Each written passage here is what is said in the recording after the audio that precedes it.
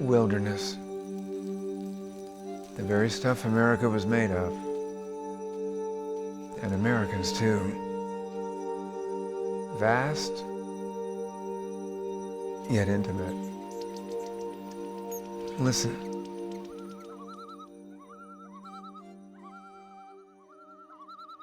It is the music of the original American earth.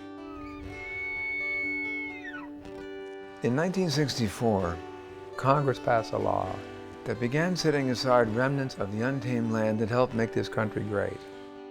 Passing this historic conservation law took 8 years, but Republicans, led by conservative Congressman John Saylor of Pennsylvania, and Democrats, led by liberal Senator Hubert Humphrey, were faithful to the vision. In the end, the Wilderness Act passed Congress by an overwhelming bipartisan vote. And on September 3, 1964, the Wilderness Act became law, signed by President Lyndon Johnson. Members of the Cabinet and the Congress, ladies and gentlemen, this is a very happy and historic occasion for all who love the great American outdoors. Americans have wisely and have courageously kept a faithful trust to the conservation of our natural resources and beauty.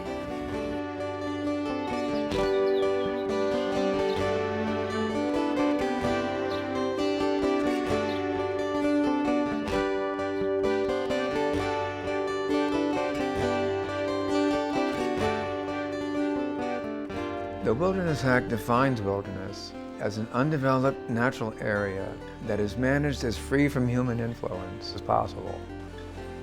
Congress meant for these lands to be the antidote to our growing population, crowding, and dependence on machines.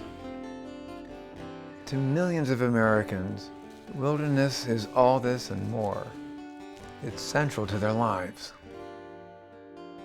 Hi, I'm Christopher Reeve, and for the next hour, I want to bring you the voices of ordinary citizens, just sharing their American values for American wilderness. I feel wilderness is a part of me. People always feel like there's a missing piece of their heart. When I come out here, it's like I'm fulfilled.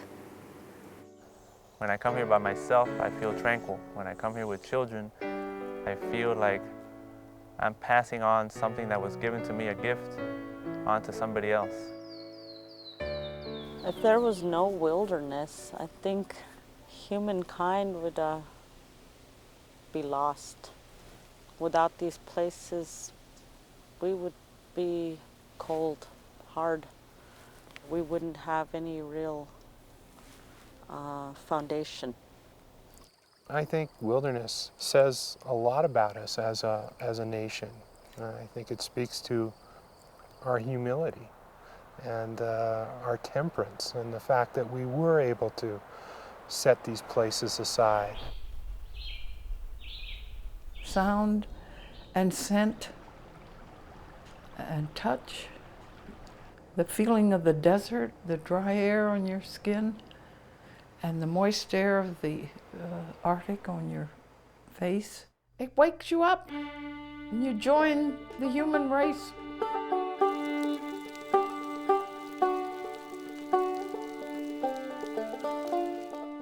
Some parts of national forests are designated wilderness, as are parts of the public land under the care of the Bureau of Land Management.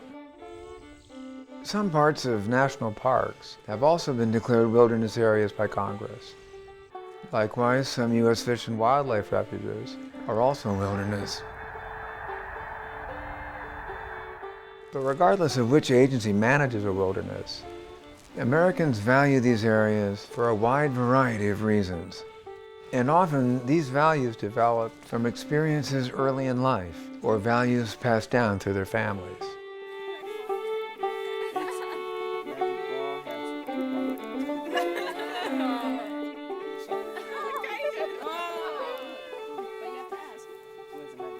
This is my first time. My family came from Cambodia. We were sponsored to America. My first impression of wilderness, it was amazing, the beauty of nature. Everything, the clouds, the trees, the waterfalls. I would love to come back to the wilderness and explore more. I guess that I was about 10 or 11 years old, and I hiked up the Mission Canyon to Elizabeth Falls, and from that point on, I knew it was a special place. I don't have a real formal educational background. From the time I was 11 years old, I would hunt and fish with my uncles and friends and spend a great deal in the backcountry. I was one of the first employees hired by the tribe as a wilderness ranger. And I remember at the interview, I said if I didn't need the money to feed my family, I'd work for nothing. Over the years, I've tried to think about what made it special. Obviously, the beauty and the ruggedness just takes your breath away. But in later years, you start to realize it's something more than just a visual beauty. It's almost unexplainable. This backdrop in the background behind me is an area that is just as sacred as my church. Yeah, you feel our ancestors and you feel the sacredness of the area.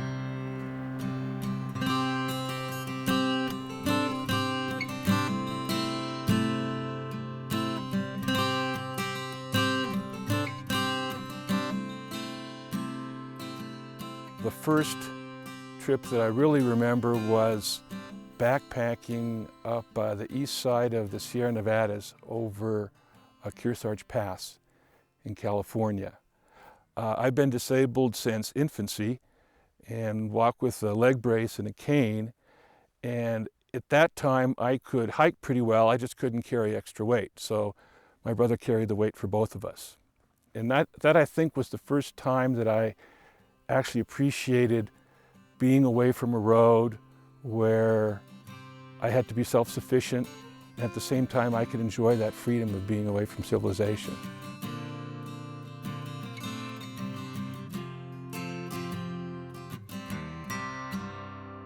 Wilderness has always been a part of my heritage.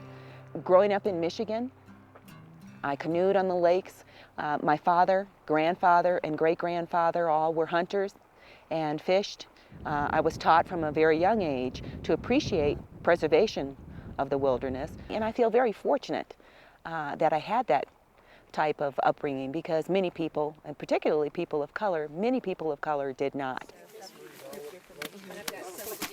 What I'd like to do more than anything is pass that heritage and pass that legacy down to other youth, particularly youth of color who live in the city, who would not have an opportunity to enjoy the wilderness and pristine areas as I did growing up and as I still continue to do.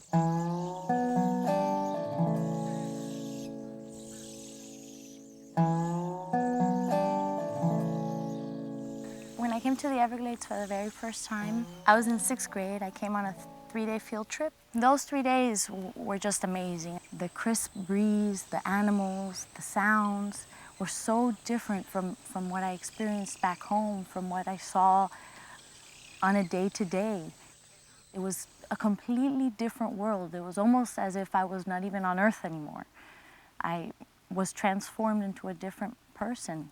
It's difficult to even find the word. It's just a wonderful feeling all over, from the inside out. And as a child, those are not feelings that one is familiar with too frequently.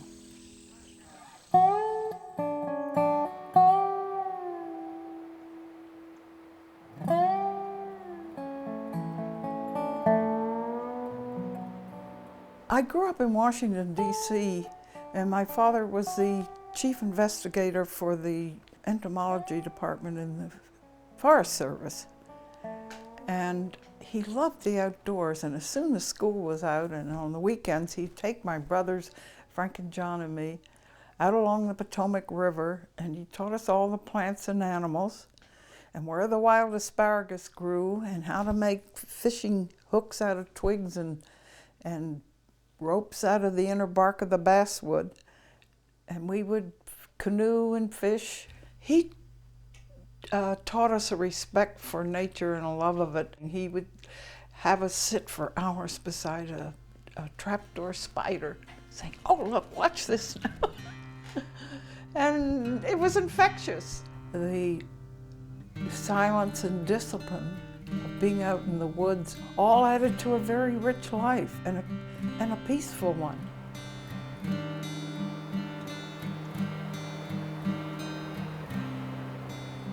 My mom talks about going up on the Chunle, that's the mountain to the southwest side of our village, and going hunting when she was pregnant with me.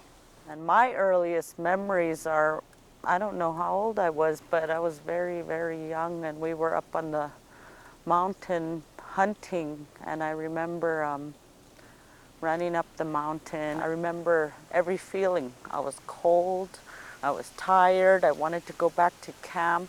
They wrapped us in caribou hides, and they gave us the milk from the caribou. And we got warm, and then we got relaxed, and all of us kids just slept while they finished up.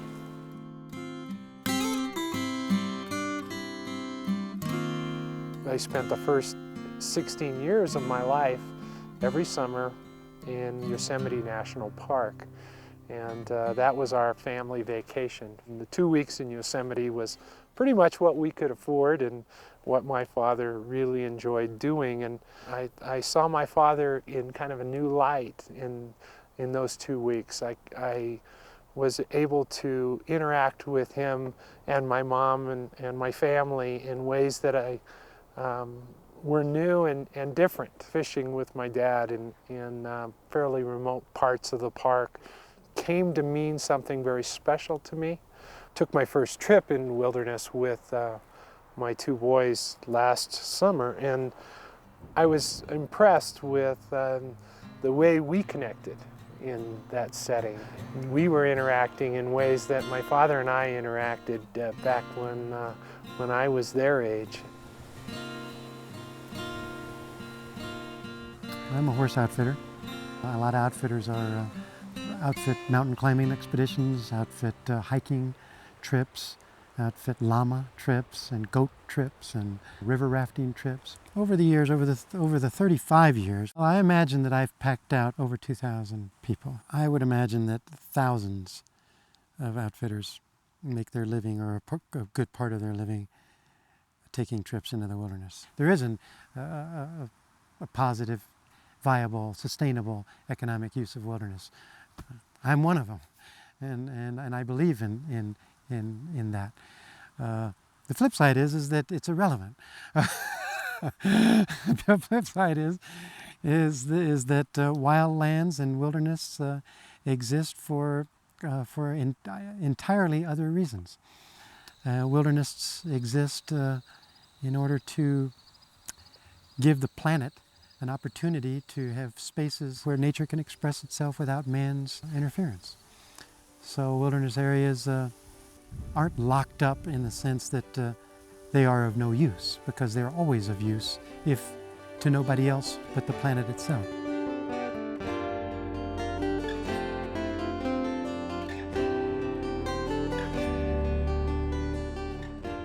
Americans from all walks of life appreciate wilderness as a critical sanctuary for plants and animals.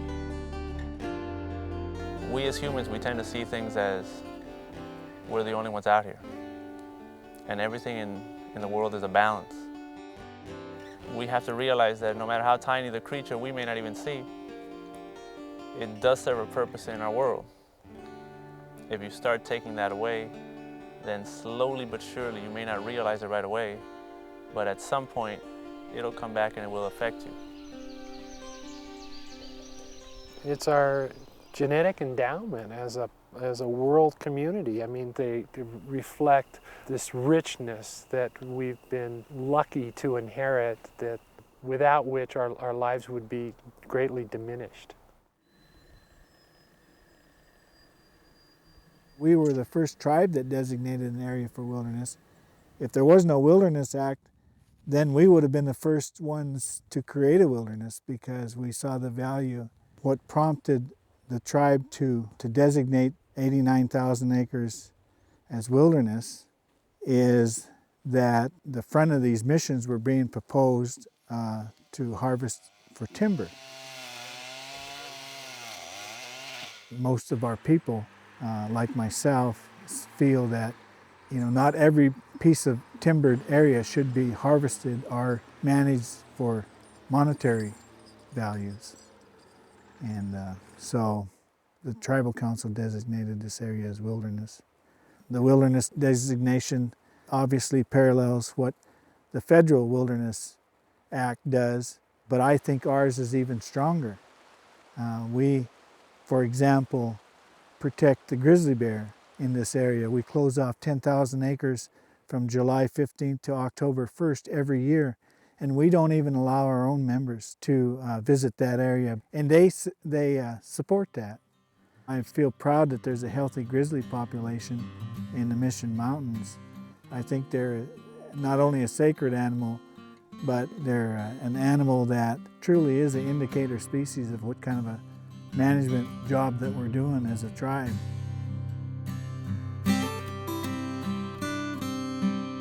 I would say that there are certain areas that man is a visitor and should not remain.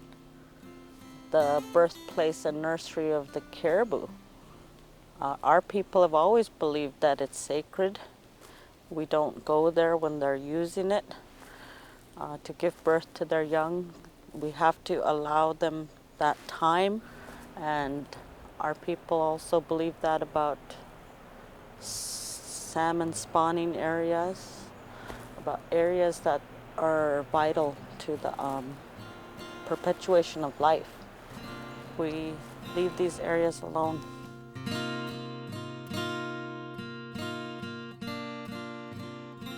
I wanted to write when I was in 3rd grade, and I wrote about many things, but the things I wrote best about were the wild animals and the outdoors and young people interacting with nature, and I've been doing that ever since. I want to show you one of the books, sketches I make when I'm out in the wilderness, and it's right in here.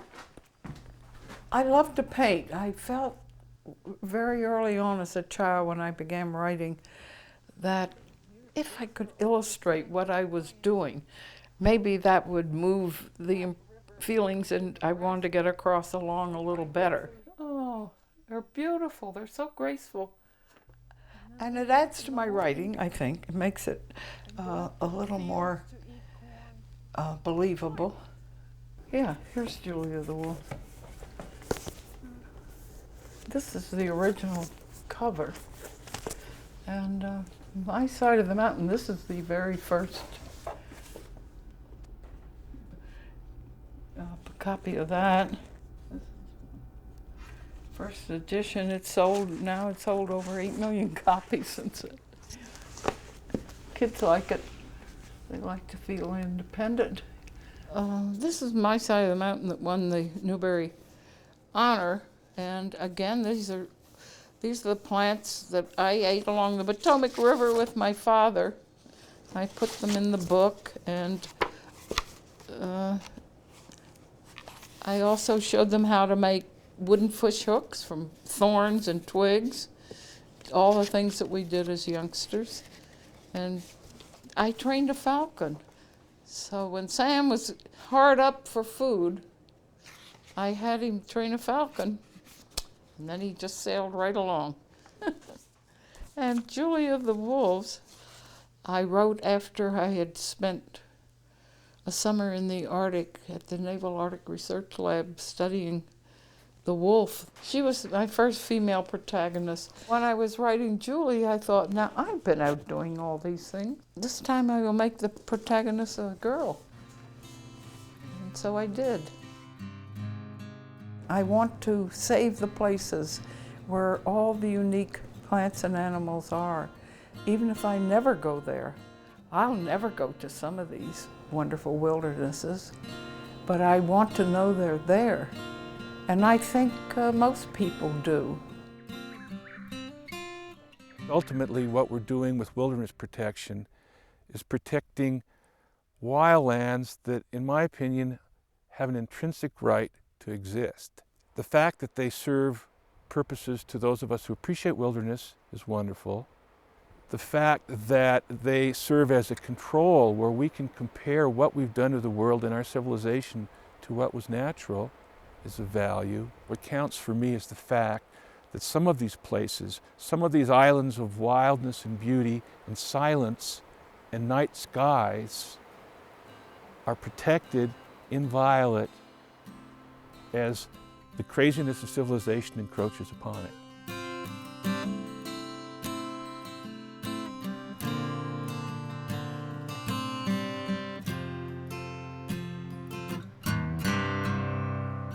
Americans know wilderness is for people too. All of us benefit from the existence of these places, and they're part of our national heritage. This area is not just an area of beauty, to me it's a grocery store. A lot of the things that our people have used over hundreds of years, they still do. Some of our folks still come back here not only for spiritual encounters and vision quests, but to collect medicinal plants. So the point is that that chain hasn't been broken, it still continues today.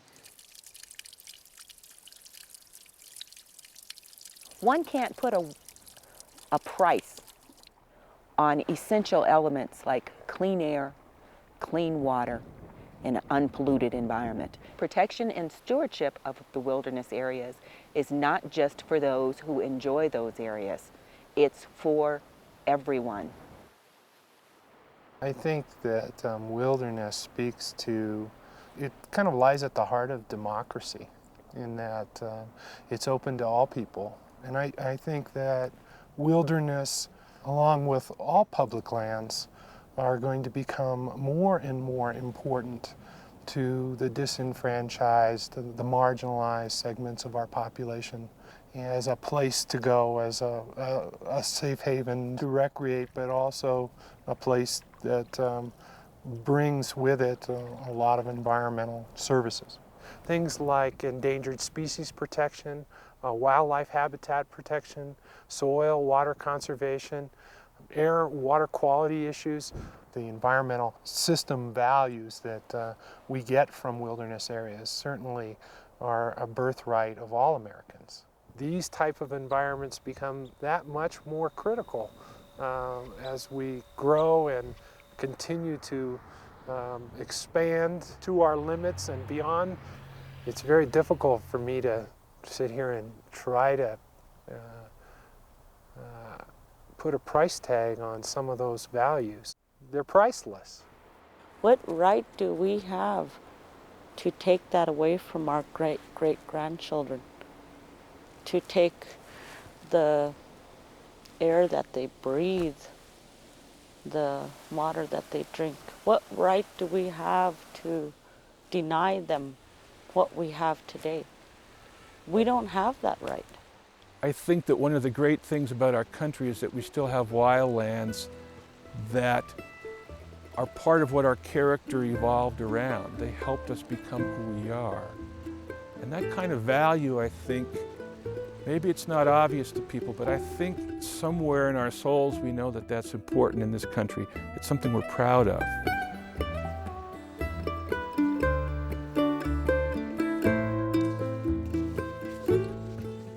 Of course, Americans love to go to the wilderness for recreation, primitive recreation without using motors. Riding horses, canoeing, hiking, floating rafts, even dog sledding. And often, these recreational experiences change a person. Bringing students out here, it's amazing what 3 days can do. They come out here being one person, and at the end of the 3 days, they're a completely different student. So how is this place different from where you guys live? Anybody want to share what you think? Yes. It's more wild and quiet. It's amazing how much they go home and almost yank their parents by the ears to come out here. You need to experience what we experience, they say, and it's spectacular. It's everything that I look for. It's everything that I work for. When we bring inner city kids from Metro Denver into the outdoors for the first time, it's like an awakening. Make it so It's comparable to a caterpillar coming out as a moth. A total spiritual awakening, a total physical awakening.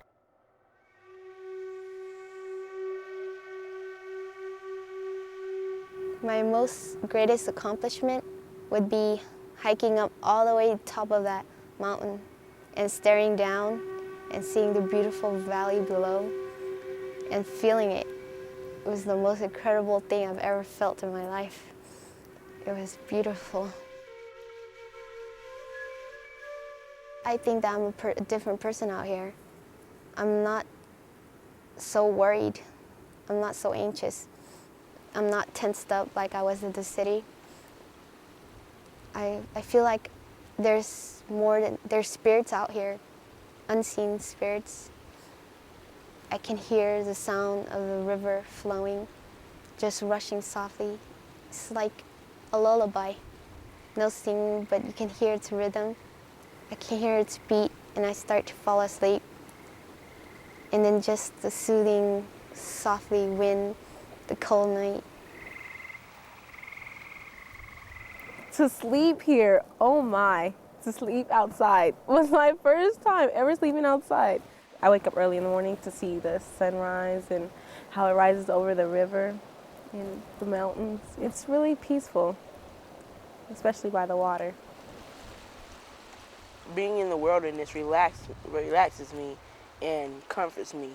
In the city, it's busy, it has a lot of noise, like you don't get much solitude, but out in the wilderness, you get a lot of solitude. You started right there. You get education, you get outdoor education. That's what I figured out about it. And you have no TV, but it's fun. We brought a group of parents last year, and they were like, we're not going out there, you're crazy. We're not going in the water. The second they stepped in the water and they shared that experience with their kids, they said, you gave me an opportunity to realize what I've been missing for so many years. Nice workout. I guess somehow it got lost in the back of their mind. It was there. They just need somebody to bring it to the forefront.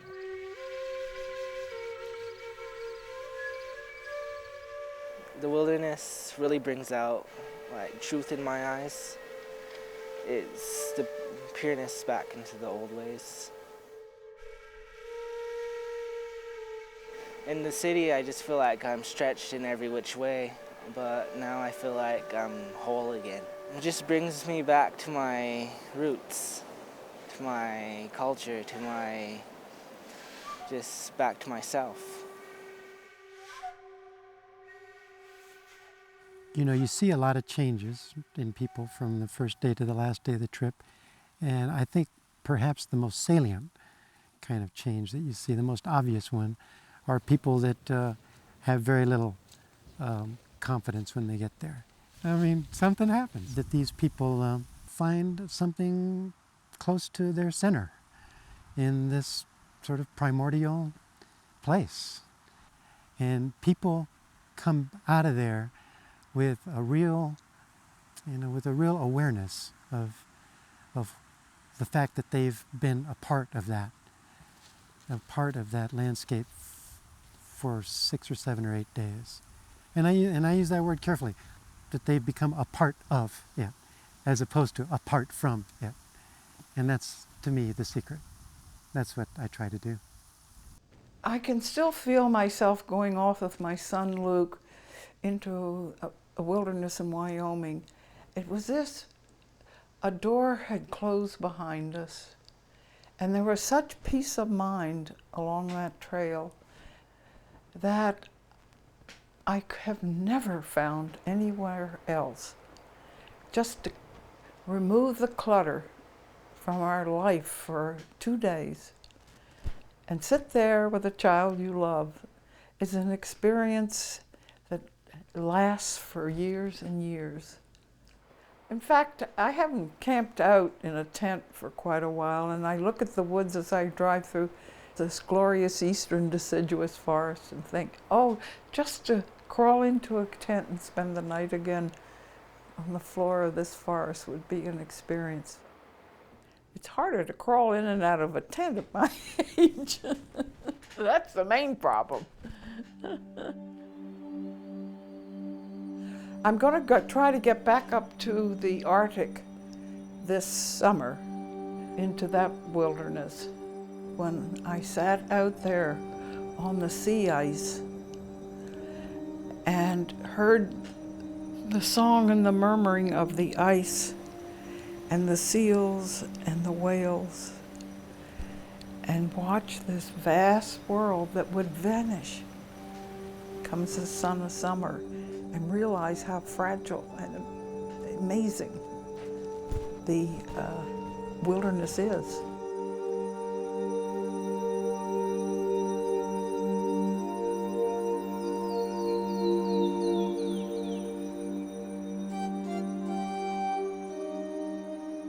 But for many Americans, the experience that's important in wilderness is more than just visiting a place for physical exertion and beautiful scenery.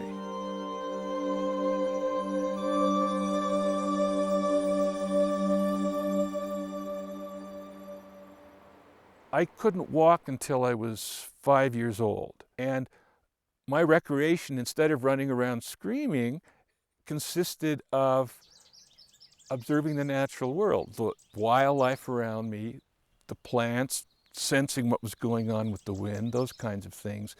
And I think that forced attention that I gave by default to the natural world helped sensitize me to a deep appreciation of nature, which in subsequent years transferred to an appreciation for wilderness, because that's where nature still has the most control and is the healthiest.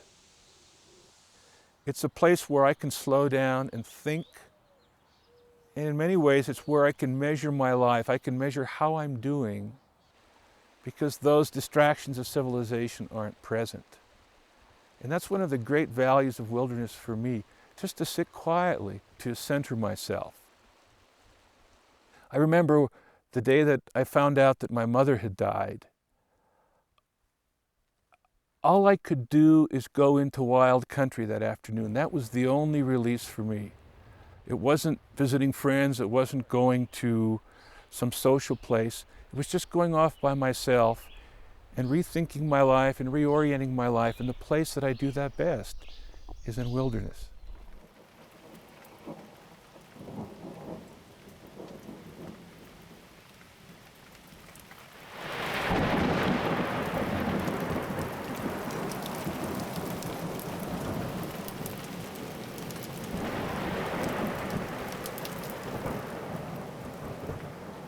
I can't imagine life without the wilderness. Being in an area that is totally unspoiled, being at a pristine alpine lake, being on a mountain path, being under the night sky, it connects me with nature in a way that being in an urban environment or on my front porch or in my backyard could never do.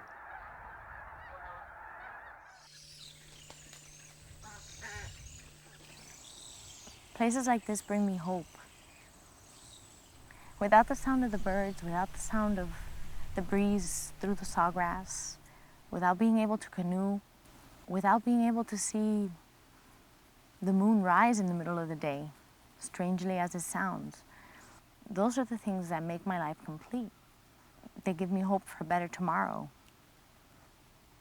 To be able to teach those children that I love so very much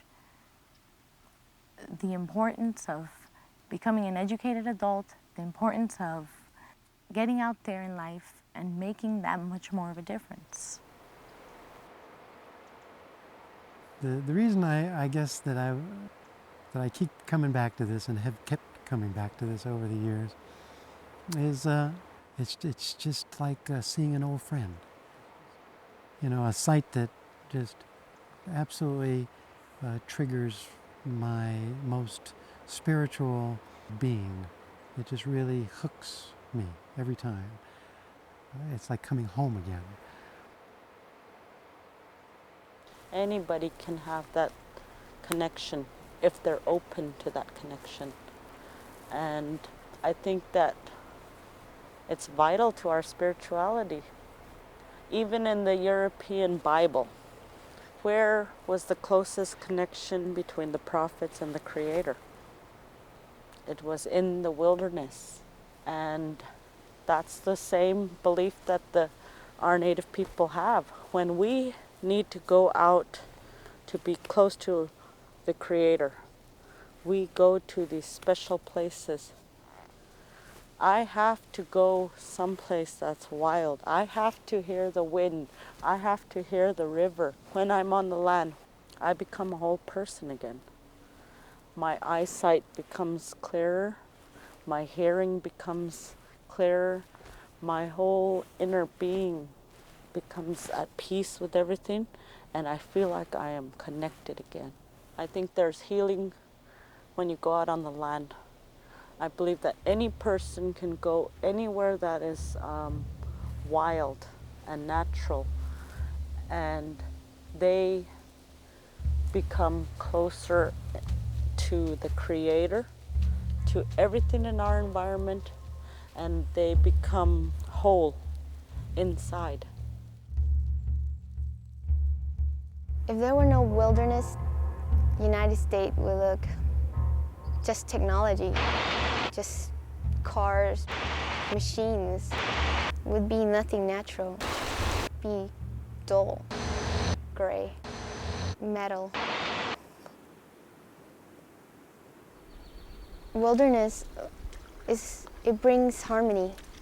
It brings serenity, the peace we all look for. You can just listen to the river and you hear yourself.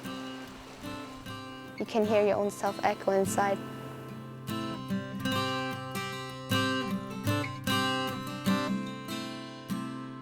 Despite the rigors of wilderness travel, motors are forbidden, even bicycles. People of varying abilities visit these special places for renewal and respite from our technological world, seeking a more intimate contact with their surroundings. Many people grow through the challenge offered by living for a time, whether a few hours or a few weeks, without the machines that insulate us from our environment.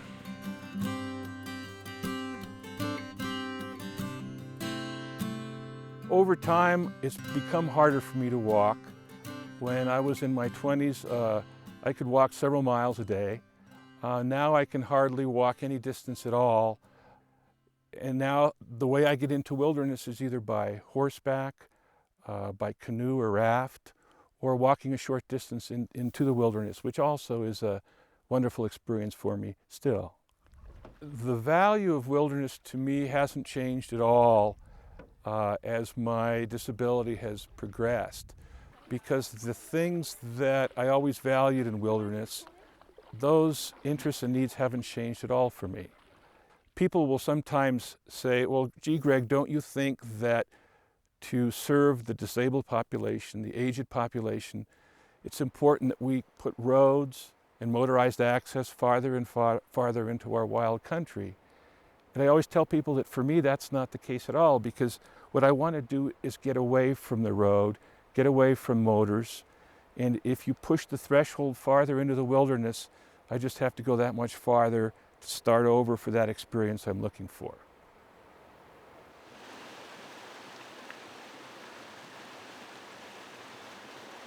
When I first had a diagnosis after a surgery, when they removed a tumor and they gave me a diagnosis of possibly only living 8 more months, I had a hard time coping with that diagnosis. I found myself escaping to places that I'd been and thinking of wild places, and it just brought me some peace and some solitude, kind of as an escape. After I'd been in the hospital and through treatment and did this whole treatment plan, we didn't know what to think. We didn't know whether I would live very long or not. But the first thing we did, we realized what our priorities were. When I felt well enough, we planned a long hike down the Continental Divide Trail of Montana, just a few days into the trip. And when the cancer thing was, fairly fresh in our minds, and we walked right into a place where a grizzly bear was grazing in a meadow. and it ended up following us for over a mile, and it was really, really scary. And it kind of made us think, what are we doing? You know, I just survived cancer, and now we're out here, you know, interacting with grizzly bears, and are we crazy and all that? You know, it really made us reflect on what we were doing. And once we got out of there and kind of got through the shakiness of that day, we decided that was real, and that's what we wanted to do. I went for a checkup right at the beginning of the trip. We walked 800 miles, and I went for a checkup right at the end of the trip. And it's been 8.5 years since my last treatment.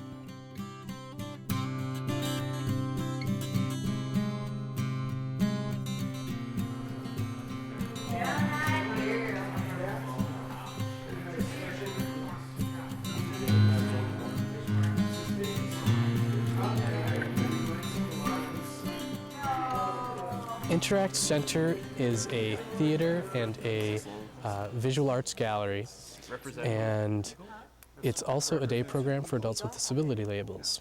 Interact Center teamed up with Wilderness Inquiry to bring our artists up for an arts retreat to the Boundary Waters Canoe Wilderness in winter to revel in nature at this time of year, to be inspired, to force ourselves physically, which helps to force ourselves spiritually and emotionally and artistically. A lot of people that are at Interact would never have an opportunity to do something like this, and Wilderness Inquiry allows them to come up here and experience something that they couldn't experience otherwise. We noticed several changes in our participants from coming out into the wilderness.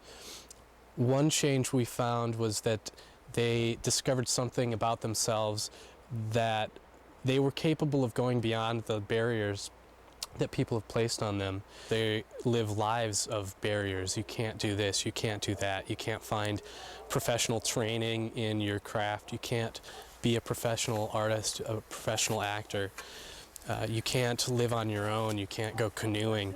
Does Gordo reach? Yeah!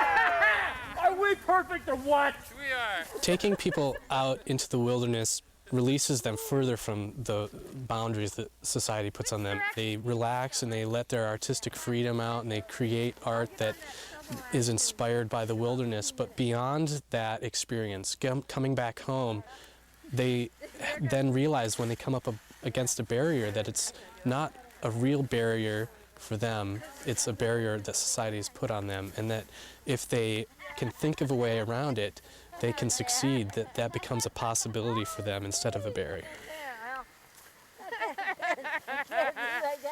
I've been in Interact since May of last year. It's really exciting and fulfilling. At the moment, I'm living at a halfway house, and I've been there since September 20th, year 2002, so I've been there for a while. And oh my goodness, I used to I think I've never been scared the whole day, but part of the day I used to get scared. Being kind of out in the middle of nowhere, you can kind of say, think, and do whatever you want. You don't have to worry about schedules or, deadlines to meet or anything. Things you have to do, you don't have to do any of that. You can just relax and have fun. And I just love it. It's very peaceful. I'm not as scared and not as long as I used to. And it really helps. I look forward to dog sledding this afternoon. And we've gone snowshoeing. We went up snowshoeing yesterday to Caribou Rock, and that was just beautiful up there. I think it's so beautiful and scenic and breathtaking and peaceful. Like the trees are so like innocent. They aren't harmful to you or anything. Nothing to be scared of. So I'm really doing well. Like my routine, I get up in the morning and get ready, and shower and shampoo and stuff. And that used to scare me, and now it doesn't scare me anymore. This week has been absolutely fantastic for me. I take a look at this as a reprieve from all the noise, from all the humdrum that goes on down in the city, and I was able to focus more on my drawing, more on my artwork. Today the sun is shining, how it lights the snow up, how the sun shines through the trees and the snow actually sparkles. And I'm at peace. I want that to be here for someone else to be able to sit back and look up and say, this is mine. just for today, this is mine. The quiet, the peacefulness has given me a sort of a rebirth within myself. The drawings that I've done out here, because I'm not distracted by the constant barrage of noise to my system, I'm able to concentrate more on that line, on that form. And I think coming up here, being with other people, I think it's given me more self-confidence and able to handle some things to take a look at some of the things that I was unable to take a look at before. To look at how small I am in comparison with how large nature is. Yeah, it's just absolutely breathtaking. And yesterday was beautiful.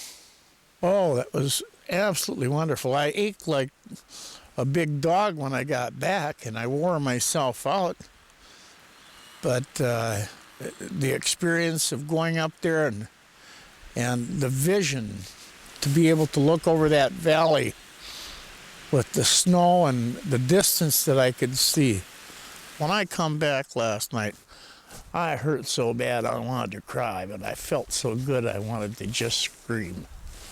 And it was a combination of both feelings at the same time. You got pain, okay, fine, you got pain all the time, but are you this happy with it? No, you're not. So this little excursion up here says, well, hey, you know, your life is going to be better. Go ahead and do it. Go for it. And so that's what I'm doing, going for it.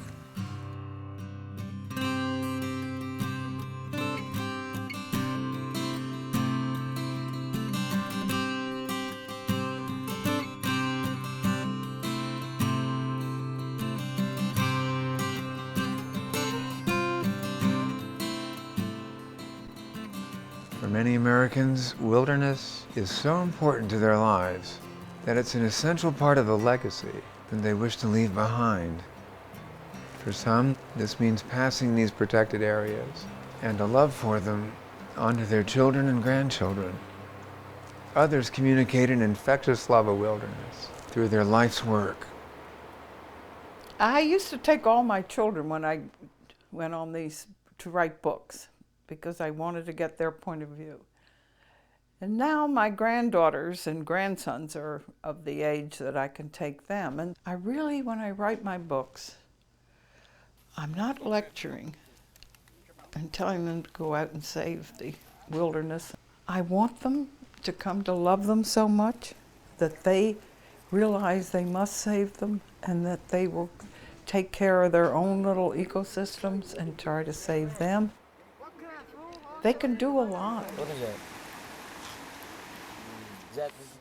I think most Americans feel the wilderness as part of their heritage, and we feel a national yearning to get back to those wild places and find ourselves again. But it's important to the spirit of every American to keep the wilderness intact. And I think I would ache. We can't lose our wilderness. A lot of our tribal people who support the idea of wilderness, they may have not visited this area for years. Maybe the last time they were back here in the missions were when they were very young. These places are there for not only ourselves, but we want to protect this area for our future generations. I want to be able to say when I leave this place that it's better than when I got here, that I leave it in a better condition for my grandchildren and their children. That knowledge that there are some gems of nature that are protected in perpetuity in their healthy state is a great knowledge for me, a great strength. And I can stand on the edge of it and look into it, and knowing that it's secure and that it will way outlive me, there's some kind of great satisfaction for me in that knowledge.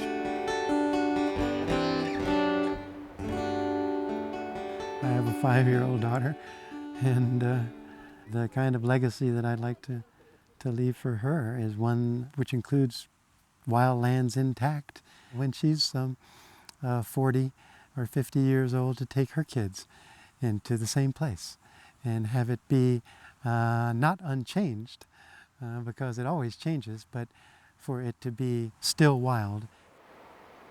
When the Wilderness Act was passed, I think we made a statement about the exploitation of resources and how wilderness preservation fits into a balanced approach to saving pieces of wild tissue for future generations. I think we led the world community in that regard, and I think that there's a spiritual aspect to being immersed in God's handiwork that one doesn't have in other places. I think wilderness provides us with an opportunity for that type of immersion, and that without having had an experience like that, I think one's life is diminished. My son, he's 1 year old right now. My daughter is 4. She just turned 4. We are already teaching her about our songs, about our dances, about the caribou, about what it means to us. My children's teachings have begun. So for me, it's, if the area was ever accessed and allowed to be exploited, I know our way of life is going to be impacted and devastated. The teachings would end with my children if that happened. We're spiritually connected to that area. We're physically connected, socially connected, and culturally connected. And the loss you cannot describe, because it's a loss in your spirit. And no one can ever repair that. Every one of us are going to have to take a stand and say, for my children, I'm going to protect this area. I'm going to stand and protect this area. And as we do this, we are going to give life to our future generations. We don't do this for ourselves. We do this for all humankind.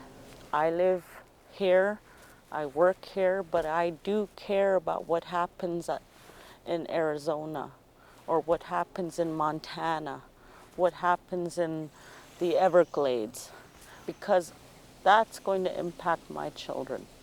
And so I have to care. We all have to care. I think one of the harder things for us is to slow down, to leave behind that incredible pace, that incredible concern for appointments or phone calls or whatever, and to not feel that you're wasting time by getting attuned to what's going on this planet.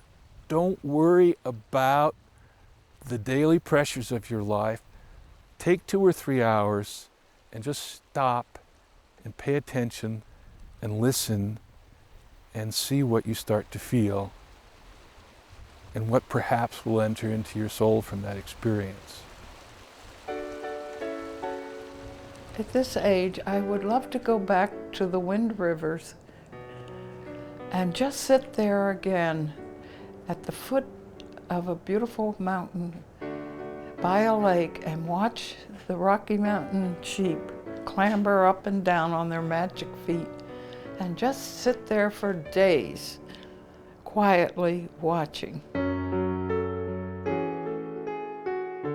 In the first 40 years since it passed the Wilderness Act, Congress has placed 105 million acres in the National Wilderness Preservation System. Deserts, forests, swamps, mountains, and lake country have been designated, and all but 6 states have federal wilderness areas in them. So far, about 15% of Alaska and less than 3% of our lower 49 states have been preserved. What will the next 40 years bring to these increasingly precious lands? What will we Americans pass on to our children? That is up to you. Well, it's been a while since I've been in a wilderness. It might take a bit longer before I do get to go back to one. But even if that never happens, I will always value the wilderness as much as I always have. I'm Christopher Reeve. Thank you so much for watching.